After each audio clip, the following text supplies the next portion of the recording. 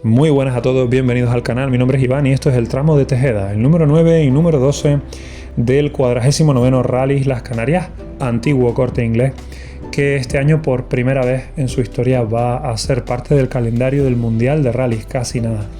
Este tramo, como han visto, parte unos metros pasado el puente que cruza el barranco de Tejeda, poniendo rumbo al pueblo de Ayacata, y en cuyo cruce tomaremos la salida a mano izquierda para subir hasta el Roque Nublo, pasar por la presa de los Hornos, seguidamente por Llanos de la Pez y por último el cruce de los Pechos, dirección Cueva Grande, donde el tramo acabará pasada la horquilla a mano derecha del restaurante grill El Labrador, unos metros más abajo.